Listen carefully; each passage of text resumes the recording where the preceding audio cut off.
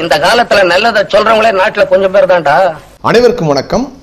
இந்த காணொளி யாருக்கு என்றால், தூத்துக்குடி நாசரேத் திருமண்டலத்தில் உள்ள எத்தனை டீம் இருந்தாலும் சரி தான், இந்த டீம்னாலும் சரி தான், அந்த டீம்னாலும் சரி தான், நடுநிலையாளர்கள்னாலும் சரி தான், அதுபோல் பார்த்தீங்கன்னா இந்த திருமண்டலத்தில் நடக்கின்ற நிகழ்வுகளை உன்னிப்பாக கவனித்து கொண்டிருக்கின்ற அனைத்து திருமண்டல மக்களுக்கும் இந்த வீடியோ தயவு செய்து கவனமாக கேட்கும்படியாக அன்போடு கேட்டுக்கொள்கிறேன். இப்போ வந்து பார்த்தீங்கன்னா தூத்துக்குடி நாசரேத் திருமண்டலம் வந்து பார்த்தீங்கன்னா யாரோட கையில் இருக்குதுங்கிறது உங்களுக்கு நல்லாவே தெரியும். 2 பூனை சண்டை போட்டு இந்த வெண்ணையை கொண்டு வந்து குரங்கு கையில் கொடுத்த மாதிரி பண்ணியாச்சு, திருமண்டலத்தை கொடுத்தாச்சு. இப்போ நீங்கள் நினைச்சாலும் நம்ம முடியல, அந்த திருமண்டலத்துக்குள்ள உங்களால் போக முடியல. வினை விதைத்தவன் வினை அறுப்பான், திணை விதைத்தவன் திணை அறுப்பான். நீங்கள் விரோதத்தை வளர்த்தீர்கள், அதனால் இன்று திருமண்டலத்தை விட்டு விலகி நிற்கிறீர்கள். இப்போ வந்து பார்த்தீங்கன்னா நிர்வாகத்தில் இருக்கிறது யார் அப்படின்னா, ஜோதிமணி என்கிற முன்னாள் நீதிபதி அவர்கள். அவங்க தான் வந்து பார்த்தீங்கன்னா எல்லாத்துக்கும் அட்மினிஸ்ட்ரேட்டராக பொறுப்பு எடுத்திருக்காங்க. இப்போ அவங்களுக்கு என்ன டியூட்டி அப்படின்னா வந்து பார்த்தீங்கன்னா, தேர்தல் நடத்துகிற ஒரு அதிகாரி, அவ்வளோதான். அதுக்கிடையில் என்ன பண்ணணும், இந்த நிர்வாகத்தை பார்த்துக்கணும். அவருக்கு கீழே என்ன பண்ணியிருக்காங்க, நிறைய பேர் போட்டிருக்காங்க. முக்கியமாக அட்வொகேட்ஸ், அதுபோல் பார்த்தீங்கன்னா நீதிபதிகள்லாம் என்ன பண்ணியிருக்காங்க இருக்காங்க. இவர்களுக்கு என்ன வேலை என்றால், இந்த திருமண்டலத்தை தற்காலிகமாக, அண்டர்லைன் த பாயிண்ட், தற்காலிகமாக நிர்வாகம் செய்து தேர்தலை நடத்தி என்ன பண்ணிடணும், திருமண்டல மக்கள் கையில் கொடுத்துடணும். இதுதான் அவர்களுடைய வேலை. இதை நிச்சயமாக ஒரு நீதிபதியாக இருந்தவர் உணர்ந்து செயல்படுவார் என்று நானும் நம்புகிறேன், உங்களைப் போல. ஆனால் தற்பொழுது வந்து பார்த்தீங்கன்னா அவருக்கு கீழே சில அட்வொகேட்ஸ்லாம் போட்டிருக்காங்க. அவங்களே நம்ம என்ன பண்ணுவோம், பரிபூர்ணமாக நம்புவோம். ஏன்னா வந்து பார்த்தீங்கன்னா இந்த முன்னாள் நீதிபதி வந்து பார்த்தீங்கன்னா திருநெல்வேலி திருமண்டலத்தை ஒரு நல்ல ஒரு அருமையான ஒரு நிர்வாகத்தை ஏற்படுத்தியவர். ஸோ எனவே வந்து பார்த்தீங்கன்னா இங்கே என்ன பண்ணுவார், ஏற்படுத்துவார்.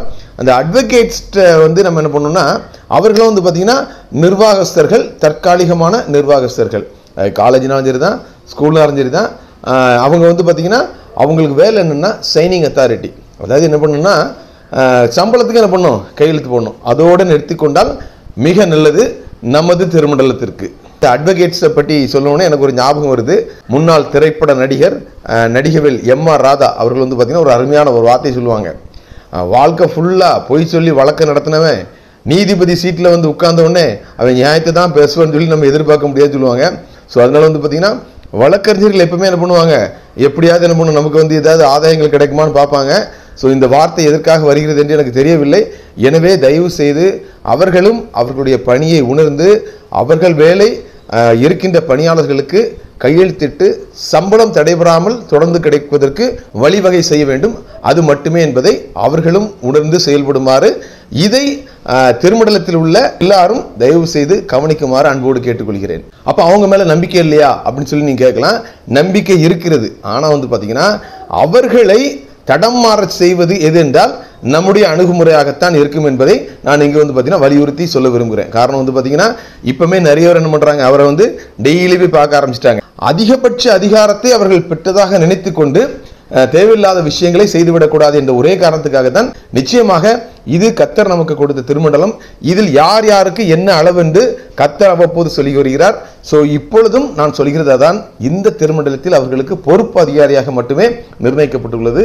அவர்களை அதிகமாக நீங்கள் துதிபாட வேண்டாம் என்றும், அவங்களுக்கு அப்பாயின்மெண்ட் போடுறதுக்கோ இல்லைன்னா வந்து பார்த்தீங்கன்னா டிரான்ஸ்ஃபர் பண்ணுறதுக்கோ எந்த விதமான முகாந்திரமும் இல்லை. அதாவது நீங்கள் போய் நின்னாலோ இல்லைன்னா நீங்கள் வந்து அவங்ககிட்ட போய் கையேந்தி நின்னாலோ வந்து பார்த்தீங்கன்னா அவர்கள் செய்யலாமோ என்று ஒரு எண்ணத்தை உருவாக்கி விடாதீர்கள் என்று மீண்டும் அழுத்தம் திருத்தமாக கூறிக்கொள்கிறேன். இந்த லே பீப்புள் என்ன பண்ணுவாங்க, இப்போ தான் வந்து பார்த்தீங்கன்னா அவங்ககிட்ட கொண்டு போய் அதிகாரத்தை கொடுத்துட்டு, ஐயா எங்களுக்கு இந்த அநியாயம் நடந்து போச்சு, ஐயா எங்களுக்கு அந்த அநியாயம் நடந்து போச்சு, எங்களுக்கு எப்படியாவது என்ன பண்ணுங்க, தீர்ப்பு கொடுங்க ஐயா, நியாயத்தை சொல்லுங்க ஐயா, எங்கள் ஓட்டை விட்டுட்டாங்க ஐயா, அது நடந்து போச்சு இது நடந்து போச்சு, என்ன பண்ணாதீங்க. நீங்கள் வந்து அவர்கிட்ட போய் பாமாலைகள் பாடாதீர்கள். காரணம் வந்து பார்த்தீங்கன்னா உங்ககிட்ட கேட்கும்போது ரொம்ப மகிழ்ச்சியாக கேட்பாங்க.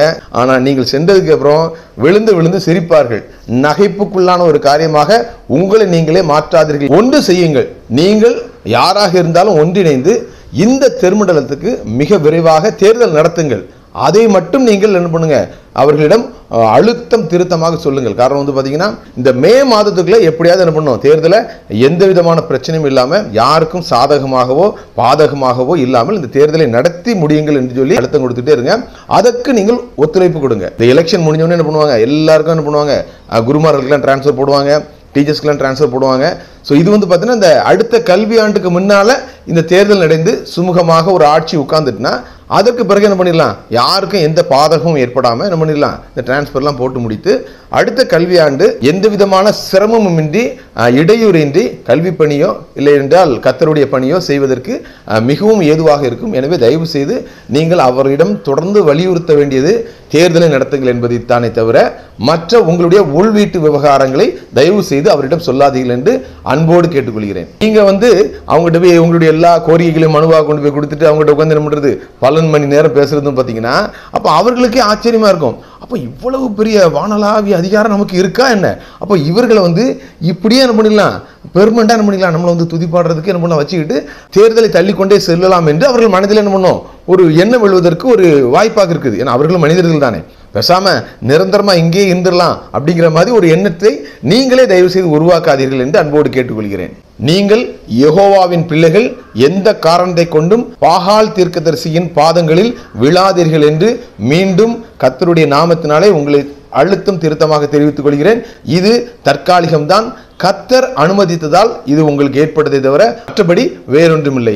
இதுக்கு பைபிள்லேருந்து நான் ஒரு எக்ஸாம்பிள் சொல்கிறேன். இப்போ நீங்கள் பார்த்தீங்கன்னா 2 டீம் என்ன பண்ணுறீங்க, போய் மாறி அவர்கிட்ட என்ன பண்ணுறீங்க, எல்லா விஷயங்களும் சொல்கிறீங்க. அப்போ அவங்க என்ன பண்ணுவாங்க, மைண்டில் என்ன பண்ணுவாங்க, திங்க் பண்ணிடுவாங்க. அப்போ இவ்வளவு ஓட்டைகளை அவங்க வச்சுருக்காங்களா, என்ன பண்ணணும், அடுத்து என்ன பண்ணணும், எப்படியாவது இது என்ன பண்ணணும், நம்ம அட்வான்டேஜாக எடுத்து ஏதாவது செய்யணுங்கிற எண்ணத்தை ஆட்டோமேட்டிக்காக உருவாக்கிறோம். நமது புனித வேதாகமத்தில் பழைய ஏற்பாட்டில் ராஜாக்கள் புத்தகத்தில் 2 ராஜாக்கள் 20ஆம் அதிகாரத்தில் நீங்கள் பார்த்தீங்கன்னா எசேக்கியா ராஜா உயிர் பிழைத்து வந்தோடனே பார்த்தீங்கன்னா பெரோதாத் பலாதன் என்கிற ஒரு பாபிலோன் ராஜா என்ன பண்ணுவார், அவருக்கு என்ன பண்ணுவார், நிறைய கிஃப்ட்லாம் அனுப்புவார். ஒன்று என்ன பண்ணுவார், இவர் ரொம்ப மனமகிழ்ந்து என்ன பண்ணுவார், அவரை கூப்பிட்டு இவருடைய ஆயுத சாலைகள் பண்டக சாலைகள் இருக்கிற எல்லாத்தையும் காட்டிடுவார், ஓப்பனாக திறந்து காட்டிடுவார்.